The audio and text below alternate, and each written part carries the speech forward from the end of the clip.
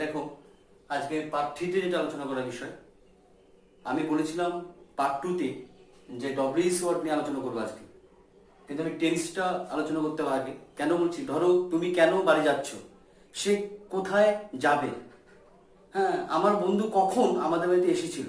দেখো, প্রত্যেকটা সেন্টেন্সে টেন্সের দরকার রয়েছে, অর্থাৎ আমাদের টেন্স আগে জানতে হবে।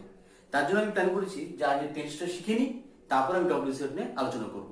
ওকে, তাহলে today my discussion is about tense and we are going to learn it. So let's get started. Part 3, tense. দেখো, আমরা জানি টেন্স যাকে বাংলায় বলে ক্রিয়া বা কাল বা সময়। এই টেন্সকে প্রধানত 3 ভাগে ভাগ করা যায়: present tense, past tense, future tense. Present tense মানে বর্তমান কাল, পাস্ট টেন্স মানে হচ্ছে অতীতকাল, ফিউচার টেন্স মানে হচ্ছে ভবিষ্যৎকাল। এই প্রত্যেকটা টেন্সকে আবার 4 ভাগে ভাগ করা যায়। অতএব মোট টেন্স হচ্ছে 12 প্রকার। তা প্রেজেন্টের 4টে, পাস্টের 4টে, ফিউচারের 4টে। তা এইবার আজকে প্রেজেন্টের 2টো আর পাস্টের 2টো নিয়ে আলোচনা করব। হ্যাঁ, আচ্ছা, এবার দেখো, সাধারণত আমরা জানি, ধরো আমি খাই, আই ইট, যেটা প্রেজেন্ট। আর যেটা আমি খেয়েছিলাম, ল, পাস্ট টেন্স। আমি খাবো, I shall eat, future tense. অর্থাৎ সাধারণত আমরা যেটা বুঝি যে ল থাকলে অতীত হয়, পাস্ট, আর ব থাকলে ফিউচার টেন্স হয়, মানে ভবিষ্যৎ। তা এবার প্রশ্ন হচ্ছে যে প্রেজেন্ট টেন্স হচ্ছে তো ল আর ব থাকবে না। তো যাই হোক, এইবার যেটা মেইন আলোচনা, দেখো আজকে যেটা আলোচনা করবো প্রেজেন্টের একটা নিচ্ছি, অর্থাৎ প্রেজেন্ট ইনডিফিনিট।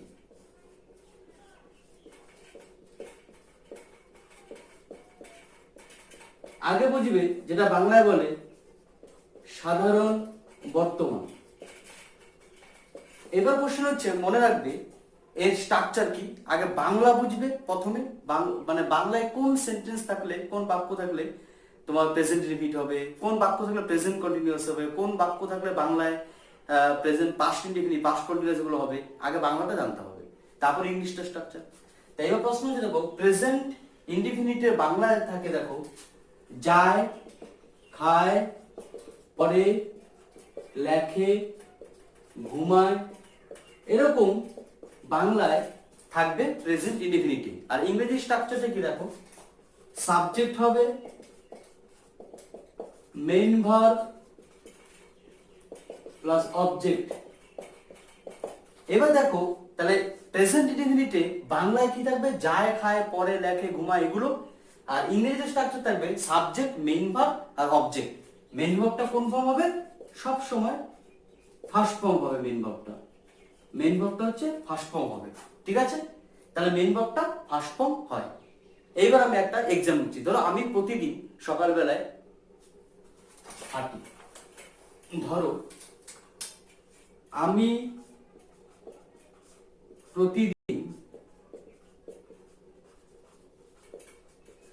সকালবেলায় হাঁটি। এবার দেখো, আমি প্রতিদিন সকালবেলা হাঁটি, এই যে হাঁটি, এখানে কিন্তু এটা দেখে বুঝবে, এই ভাবটা দেখে বুঝবে এটা প্রেজেন্ট ইনডিফিনিট। এবার যখন প্রেজেন্ট ইনডিফিনিট হয়ে গেল, তখন আমি ইংরেজিতে স্ট্রাকচারটা ভাববো। সাবজেক্ট হয় প্রথমে ইংরেজিতে, তো সাবজেক্ট কি লিখবো? আই। এবার দেখো পরে হয় মেইন ভার্ব। মেইন ভার্ব কি? হাঁটি, ওয়াক। এবার আমি বলেছি যে কি সবসময় ফার্স্ট ফর্ম হয়, তাহলে ওয়াক ফার্স্ট ফর্ম হয়েছে। এভরি মর্নিং, তাহলে আই ওয়াক এভরি মর্নিং। এটা হচ্ছে এই তোমার প্রেজেন্ট ইনডিফিনিটের একটা এক্সাম্পল। এবার মনে রাখবে, এই প্রেজেন্ট ইনডিফিনিটের ক্ষেত্রে খালি একটা জিনিস আমার মাথায় রাখতে হবে, এই সাবজেক্টটা থার্ড পারসন সিঙ্গুলার কি না, যেটা আমি পার্ট 1 অ্যাসার্টিভ সেন্টেন্সে বুঝিয়েছিলাম। মনে রাখবে, যদি থার্ড পারসন সিঙ্গুলার থাকে তাহলে মেইন ভার্বটাতে এস হবে, আর থার্ড পারসন সিঙ্গুলার থাকলে মেইন ভার্বটাতে এস হবে না। তার থার্ড পারসন একটা এক্সাম্পল দিয়ে আমি বুঝিয়ে দিচ্ছি। ধরো সে নদীতে সাঁতার কাটে। সে এর আগে বলিনি, সরি, আমাদের যে first form, second form, third form. দেখো ওয়াক, ওয়াকড, ওয়াকড। এই দেখো, এই ফার্স্ট ফর্মটা এই প্রেজেন্ট ইনডিফিনিটে সবসময় হবে। একটা ভার্বের 3টে ফর্ম থাকে, তাহলে এই ফার্স্ট ফর্মটা প্রেজেন্ট ইনডিফিনিটে সবসময় হবে, ঠিক আছে। হ্যাঁ, এইবার দেখো লিখি, ধরো সে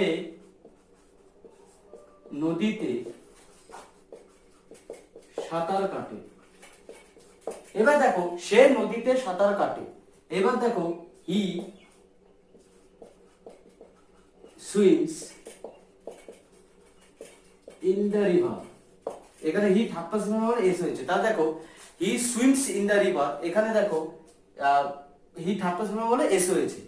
আর তারপরে দেখো সুইম, সোয়াম, এটা এ, আর ইউ সোয়াম, অর্থাৎ এটা ফার্স্ট ফর্ম, এটা সেকেন্ড ফর্ম, এটা থার্ড ফর্ম। এবার দেখো এই ফার্স্ট ফর্মটা সবসময় প্রেজেন্ট ইনডিফিনিটে হবে, তাহলে প্রেজেন্ট ইনডিফিনিট হয়ে গেল। আচ্ছা, খালি থার্ড পারসন এখানে খেয়াল রাখবে। এবার দেখো আলোচনার বিষয় হলো পাস্ট ইনডিফিনিট।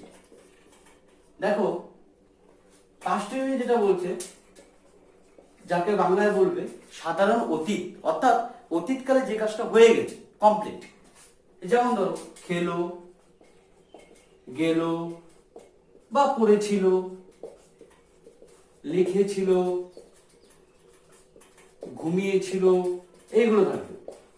কারণ বাংলায় কি থাকলে কোন টেন্স, এটা কিন্তু ফার্স্ট বুঝতে হবে। কারণ আমি যখনই যেই কথাই বলি না কেন বা যেই কথাই লিখবো না কেন, আগে বাংলায় কোন টেন্স ভাবতে হবে, ভেবে করে লিখতে হবে। তাই তাই খেলো, গেল, পড়েছিল, লিখেছিল, ঘুমিয়েছিল, এইগুলো থাকলে মনে রাখবে পাস্ট ইনডিফিনিট। তাহলে ইংরেজি স্ট্রাকচারটা আসি। এবার দেখো সাবজেক্ট, মেইন ভার্ব আর অবজেক্ট। এবার দেখো আমরা জানি পাস্ট ইনডিফিনিটের ক্ষেত্রে মেইন ভার্বটা হবে সেকেন্ড ফর্ম, মেইন ভার্বটা হবে সেকেন্ড ফর্ম। তাহলে প্রেজেন্ট ইনডিফিনিটে মেইন ভার্বটা হয়েছিল ফার্স্ট ফর্ম, আর পাস্ট ইনডিফিনিটে মেইন ভার্বটা হবে সেকেন্ড ফর্ম, মাথায় রাখবে, ঠিক আছে। তাহলে প্রেজেন্ট ইনডিফিনিটে ফার্স্ট ফর্ম আর পাস্ট ইনডিফিনিটে সেকেন্ড ফর্ম। ধরো কথা মেয়েটি আমার কাছে একটা বার্তা পাঠিয়েছিল। সাপোজ মেয়েটি আমার কাছে একটি বার্তা পাঠিয়েছিল। দেখো মেয়েটি, এবার আমাদের সাবজেক্ট দাগাল, দাগাল। এবার ধরো পাঠিয়েছিল, তার মানে এটা সেকেন্ড ফর্ম, সেন্ট, সেন্ট। এবার কি আমার কাছে সেন্ট মি, একটা বার্তা, এ মেসেজ। তাহলে দেখো the girl sent me a message, the girl sent me a message, অর্থাৎ first form, second form, third form. এবার দেখো এসিএনটি সেন্ট, এসিএনটি সেন্ট, এসিএনটি সেন্ট, অর্থাৎ এই সেকেন্ড ফর্ম সব সময় এই পাস্ট ইনডিফিনিটে হবে। তাহলে পাস্ট ইনডিফিনিটে কি হবে, সেকেন্ড ফর্ম হবে, sent, sent, sent, the girl sent me a message। এবার দেখো এইখানে থার্ড পারসন সিঙ্গুলার থাকলেও এস এগুলো হবে না, কারণ সেকেন্ড ফর্মের সাথে কোনোদিন এস, ইএস, আইএস হয় না। তাহলে সেকেন্ড ফর্ম সেকেন্ড ফর্মই হবে। তার মানে তাহলে থার্ড পারসন সিঙ্গুলার কিনা এটা প্রেজেন্ট ইনডিফিনিটে শুধু দেখবো। প্রেজেন্ট ইনডিফিনিট টেন্সে থার্ড পারসন সিঙ্গুলার থাকলে এস, ইএস হয়, কিন্তু পাস্ট ইনডিফিনিটে থার্ড পারসন সিঙ্গুলার থাকলে এস, ইএস হবে না, কারণ সেকেন্ড ফর্মের সাথে এস, ইএস হয় না। অর্থাৎ এখানে শুধু খালি সেকেন্ড ফর্ম দিয়ে দেবে। এইবার দেখো প্রেজেন্ট কন্টিনিউয়াস। মনে রাখবে প্রেজেন্ট কন্টিনিউয়াস হচ্ছে যাকে বাংলা বলে বর্তমান বর্তমান। প্রেজেন্ট কন্টিনিউয়াস, প্রেজেন্ট কন্টিনিউয়াস যাকে বাংলায় বলে ঘটমান বর্তমান। যে কাজটা বর্তমানে চলছে, যেমন ধরো খাচ্ছে, যেমন ধরো খাচ্ছে, যাচ্ছে, পড়ছে, লিখছে, অর্থাৎ চয় ছয় বা প্লেন ছ থাকতে পারে। মানে যে কাজটা বর্তমানে এখনো চলছে বোঝায়, সেটাই হচ্ছে তোমার প্রেজেন্ট কন্টিনিউয়াস। তাহলে যে কাজটা বর্তমানে এখনো চলছে, ধরো কথা আমি তোমাদেরকে ইংরেজি শেখাচ্ছি। ধরো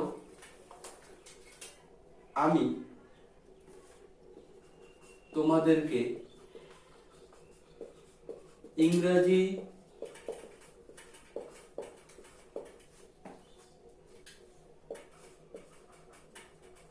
শেখাচ্ছি, ধরো আমি তোমাদের ইংরেজি শেখাচ্ছি। এবার প্রশ্ন হচ্ছে যে এর স্ট্রাকচারটা কি। প্রেজেন্ট কন্টিনিউয়াস স্ট্রাকচার হচ্ছে সাবজেক্ট, হেল্পিং ভার্ব,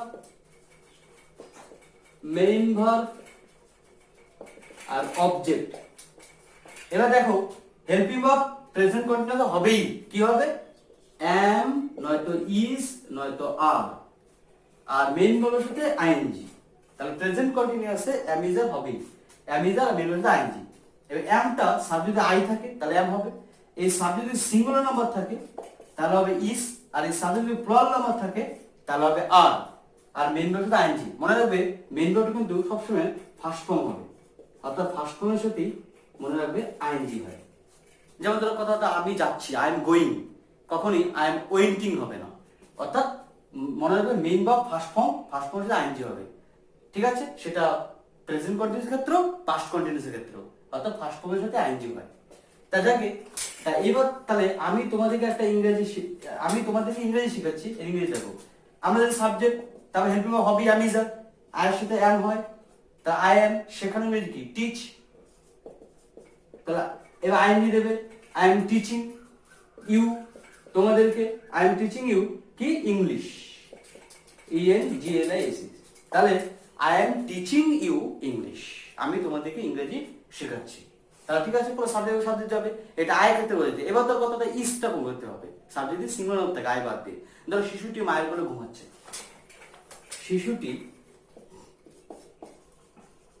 শিশুটি মায়ের কোলে ঘুমাচ্ছে। এখানে দেখো এই ভাবটা কি, ঘুমাচ্ছে মানে চয়, তার মানে প্রেজেন্ট কন্টিনিউয়াস। এই জিনিসটা দেখে কিন্তু বুঝবে কোন টেন্স, ঘুমাচ্ছে। তাহলে এবার আমি স্ট্রাকচার লিখছি, সাবজেক্ট কি দা বেবি। এবার ধরো আমি কি বলছি, হেল্পিং ভার্ব হবে, এটা সিঙ্গুলার, তাহলে ইজ, ঘুমানো ইংরেজি স্লিপ, এবার আইএনজি দিয়ে দেবে, দা বেবি ইজ স্লিপিং। কোথায়, মায়ের কোলের উপর, তার মানে অন দা মাদার্স লেপ। তাহলে দেখো অন দা মাদার্স লেপ, অর্থাৎ মায়ের কোলের উপর ঘুমাচ্ছে। তাহলে দা বয় ইজ স্লিপিং, হ্যাঁ, অন দা মাদার্স লেপ, তাহলে শিশুটি মায়ের কোলে ঘুমাচ্ছে। এবার এটা হচ্ছে ইজ গেল, তাহলে আমি এম বুঝিয়েছি, ইজ বুঝিয়েছি। এবার ধরো কথা আর গ্রামের সাথে মেলায় যাচ্ছে, the villagers are going to the fair, হ্যাঁ, কারণ প্লুরাল নাম্বার। ধরো গ্রামবাসীরা মেলায় যাচ্ছে। এবার গ্রামবাসী কি দা ভিলেজার্স, সাবজেক্ট দা ভিলেজার্স। এবার আমাদের এটা প্লুরাল নাম্বার, তাহলে কি দেবে, আর দেবে, স্ট্রাকচার আসবে, আর যাচ্ছে চয়েছে, তার মানে প্রেজেন্ট কন্টিনিউয়াস। আর এবার যাবে গোয়িং, এবার টু দা ফেয়ার, তাহলে the villagers are going to the fair. তাহলে এটা গেল আমাদের প্রেজেন্ট কন্টিনিউয়াস। এবার আসি পাস্ট কন্টিনিউয়াস। এবার পাস্ট কন্টিনিউয়াস দেখো, পাস্ট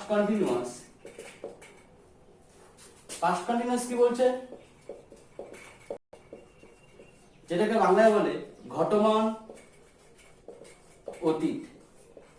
তাহলে এর বাংলায় কি থাকবে বোঝো, ধরো এখানে চয়েস হয়ে থাকবে, খাচ্ছিল, ল থাকবে, ল কারণ যেহেতু অতীত, যাচ্ছিল, পড়ছিল, সবসময় যে চয়েস হয়ে থাকবে তার কোনো কথা না, ছয় ল থাকতে পারে, আবার ছয়সী ল থাকতে পারে। এই জিনিসটা কিন্তু বুঝতেই হবে পারবে, অর্থাৎ অতীতে যে কাজটা চলছে সেই কাজটা হচ্ছে এটা। এবার স্ট্রাকচার কি থাকবে, subject, helping verb, main verb, object. এবার আমরা প্রেজেন্ট কন্টিনিউয়াসে হেল্পিং ভার্ব হবেই, কি বলেছিলাম, am is are। ঠিক তেমনি পাস্ট কন্টিনিউয়াসে হেল্পিং ভার্ব হবেই, কি হবে, was নয়তো were, ঠিক আছে, হ্যাঁ, was নয়তো were। এবার দেখো আর মেইন ভার্বের সাথে কি হবে, আইএনজি হবে, মেইন ভার্বের সাথে আইএনজি হবে। তাহলে আই কিংবা এই আই প্লাস সিঙ্গুলার নাম্বারের সাথে হবে was, আর প্লুরাল নাম্বারের সাথে হবে were। তাহলে এইবার পাস্ট কন্টিনিউয়াসে বাংলায় ছয় ল, খাচ্ছিল যাচ্ছিল বোঝালে পাস্ট কন্টিনিউয়াস হবে। আগে বাংলা ভাববে কোন টেন্স, তারপর ওই টেন্সের অনুযায়ী পড়বে, এবং মনে রাখবে পাস্ট কন্টিনিউয়াসের রুল কি, ওয়াজ আর হয়, আর মেইন ভার্বের সাথে আইএনজি হয়। যখন অর্থাৎ সে এই বিষয়টি ধরো আমার কাছে হোক বা তার কাছে হোক আলোচনা করছিল, মানে করিতেছিল, করিতেছিল। ধরো সে এই বিষয়টি তার কাছে আলোচনা করছিল, এই দেখো করছিল, এইটা কিন্তু দেখবে করছিল মানে করিতেছিল অতীতে, অর্থাৎ এখানে সাবজেক্ট কি লেখো হি, এর হেল্পিং ভার্ব ওয়াজ অথবা এর সাথে কি হয় ওয়াজ হবে। আলোচনা করে ইংরেজি কি ডিসকাস, তাহলে আলোচনা ইংরেজি হচ্ছে ডিসকাস। এবার দেখো আইএনজি দেবে, আইএনজি ভাবে বলছি হি ওয়াজ ডিসকাসিং এই বিষয়টি, দিস ইস্যু, তাহলে এই বিষয়টি বা দিস ইস্যু এই বিষয়টি আলোচনা হচ্ছিল তার কাছে, তাহলে কি হবে উইথ হিম, উইথ হিম। তাহলে he was discussing this matter this issue, হ্যাঁ with him, this issue with him. তাহলে এবার প্রশ্ন হচ্ছে he was discussing this matter with him, সেই বিষয়টি তার কাছে আলোচনা করছিল। এবার ধরো কথা ছাত্ররা আমার কাছে ইংরেজি শিখছিল, ধরো ছাত্ররা আমার কাছে ইংরেজি শিখছিল, ছাত্ররা আমার কাছে ইংরেজি, ছাত্ররা আমার কাছে ইংরেজি শিখছিল, ইংরেজি শিখছিল। তাহলে এখানে দেখো সাবজেক্ট দেখো ছাত্ররা, এবার শিখছিল, শিখছিল মানে শিখিতে ছিল, শিখছিল মানে শিখিতে ছিল। তাহলে এখানে দেখো students, the students were, helping verb হবেই বলেছি ওয়ার। এবার শিখা ইংরেজি লার্ন, আইএনজি দেবে লার্নিং, তাহলে the students were learning English from me, English from me। তাহলে দেখো এখানে প্রোগ্রাম হলো ওয়ার দিয়েছে আর আইএনজি। আচ্ছা এবার প্রশ্ন হচ্ছে আমি এখানে কাছে ইংরেজি তিনটে দিয়েছি কাছে বোঝাতে, একটা টু দিয়েছি, এক জায়গায় ফ্রম দিয়েছি, আর এক জায়গায় উইথ দিয়েছি। অর্থাৎ ধরো আমি তাকে একটা মেসেজ পাঠিয়েছি বা পাঠাচ্ছি, যাই হোক, মানে I am sending message to him, তার কাছে, টু হিম। এবার ধরো কথা এখানে যেমন দিয়েছি ছাত্র আমার কাছে ইংরেজি শিখছিল, students are learning English from me, কারণ আমার কাছ থেকে, যদিও কাছে বোঝাচ্ছে। আবার ধরো যে আমি তার কাছে এই জিনিসটা আলোচনা করছিলাম, I was discussing this issue with হিম, ওখানে কিন্তু কাছে বোঝালে উইথ দিয়েছি মানে তার সাথে। অর্থাৎ এগুলো মিনিংস বুঝিয়ে প্রিপারেশন করতে হবে। যেমন ধরো বালকটি পুকুরে জাপ দিল বা নদীতে লাফ দিল, দা বয় জাম্প ইনটু দা পন্ড বা ইনটু দা রিভার, হ্যাঁ এগুলো মিনিংস বুঝে। এবার ধরো কিছু কিছু ক্ষেত্রে ধরো আমি তোমার জন্য গর্বিত, I am proud for you, জন্য কিন্তু ফর হবে না, I am proud of you হবে। অ্যাকচুয়ালি কিন্তু জন্য ফর আই এম প্রাউড, কিন্তু I am proud of you হবে। কেন? কারণ এটা অ্যাপ্রোপ্রিয়েট বলে এগুলো কিনে। যেমন ধরো সে ইংরেজিতে ভালো, he is good at English, গুডে বলে সবসময় অ্যাট হয়, আর উইথ দিল অন্যরকম, অর্থাৎ ওগুলো অ্যাপ্রোপ্রিয়েশন। তার মানে যখন আমি প্রিপোজিশন কাজ করাবো তখন আমি প্রিপোজিশন রুলগুলো বোঝাবো। এক কথায় আমি এটাই বলতে চাইছি যে আমার সমস্ত ক্লাসগুলো ফলো করো, তোমরা ইংরেজি শিখতে বাধ্য, কনফার্ম শিখবেই, হ্যাঁ সব ক্লাসগুলো আমার ফলো করবে। আর আমি এই পার্টটিতে আলোচনা করছি, আমি এক এক করে একদম প্রাইমারি স্টেজ যাচ্ছি। মনে রাখবে সেন্টেন্স টেন্স না শিখলে তো হবে না, আর সেন্টেন্স টেন্স শেখা মানেই তা না যে তুমি ইংরেজি সব পেরে গেছো বা শিখে যাবো, তা না। এছাড়াও অনেক বড় বড় সেন্টেন্স আছে যেগুলো আমরা ওয়ান বাই ওয়ান শেখাবো, অনেক বড় বড় আছে। কথা দাদা আমি ছেলে মেয়েদেরকে দেখলাম খেলা মাঠে খেলছিল, আমি ছেলে মেয়েদের দেখলাম খেলা মাঠে খেলছিল, ধরো দাদা I saw the boys playing in the playground, playing in the playground, এবং বড় বড় করে আমরা করতে হবে, হ্যাঁ এরকম একটা ব্যাপার। তা এই হচ্ছে কোশ্চেন, সেটা আমি ওয়ান বাই ওয়ান আলোচনা করবো। তা আমি লাস্ট একটা কথা বলছি, যে আবারও বলছি আমি যে যেটা হচ্ছে যে তোমরা ইউটিউব চ্যানেলে গিয়ে ইউটিউবে গিয়ে আর কি তোমার সার্চ করবে JATISH DAS, এই নামটা লিখে সার্চ করে আমার ভিডিওটা অবশ্যই তোমরা লাইক দিয়ে সাবস্ক্রাইব করবে আর শেয়ার করবে। তাহলে আমি পরবর্তী ভিডিওগুলো পাঠাতে আমি খুবই উৎসাহ হব, এবং এইটুকু গ্যারান্টি আমি উৎসাহিত হয়ে যদি ভিডিওগুলো পাঠাই এবং তোমরা যদি এগুলো পড়ো 100% শিখবে। আর এই ইংরেজি কিন্তু বিরাট উপকার, এটা শিখতেই হবে। এটা শিখতে হলে তোমরা প্রতি ক্ষেত্রেই তোমরা খুব বেনিফিট পাবে, এটা পরবর্তীতে বুঝতে পারবে তোমরা। যাই ওকে, এইটুকু।